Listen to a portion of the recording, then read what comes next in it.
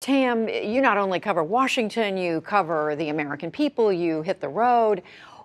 How do you sense the importance of this measurement, this 100 days?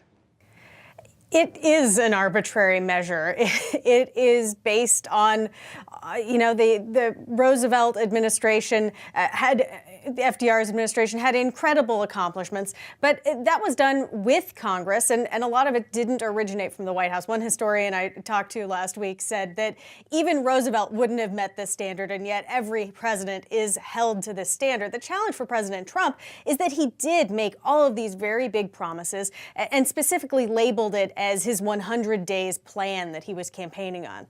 That said, as the talk of 100 days heated up last week, I was chatting with a Trump voter who said to me, in my machine shop, when we get somebody new, we don't expect him to be able to do everything on the first day. And I think that there are a lot of Trump voters out there who I've heard from who say, give him a chance.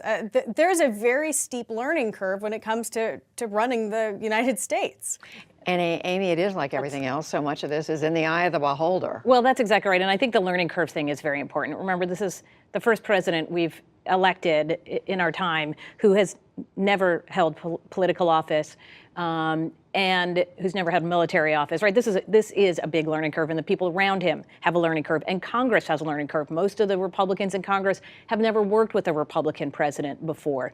So structurally, though, that's why this president, I think, has time to sort of right the ship. The first 100 days, to me, are not as important as the next 100 or 200 or 400 as we get closer to the midterm elections.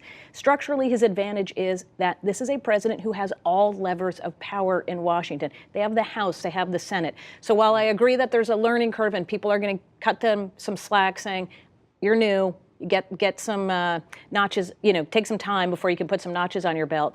At some point, if you have all the levers of power and you're still not able to get anything done, I think that's going to be a problem. Well, part of what you both have been referring to, Tam, is he's raised expectations himself.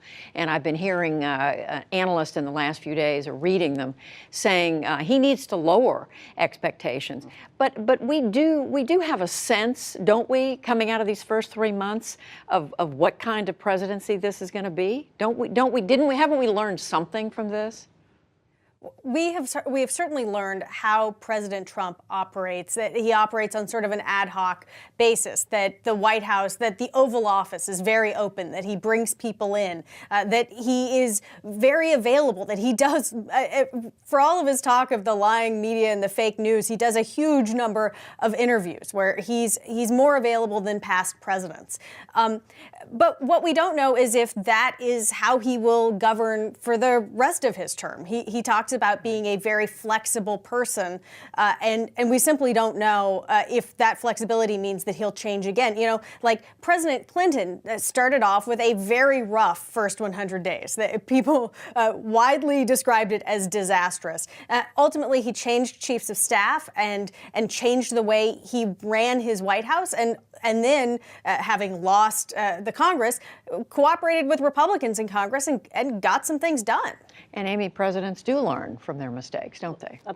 That's the goal, right? And to Tamara's part about President Clinton, that was a rough 1993, and in 1994, it's not just that he had a bad midterm election, his party lost control of the House the first time in 40 years. And so to me, what I'm looking at in terms of the number is not just where he is, where President Trump is in comparison to where the presidents were in their first 100 days. But when I look at the number where he is right now at 40 or 42%, and look at where other presidents were close to their midterm elections who were at 40% or 42%, they lost lots of seats in Congress. In many cases, they lost control of Congress. So it is imperative for him to start getting some wins. Structurally, he has the ability to do it, but now he's got to start delivering. He's got to make up some ground. Right.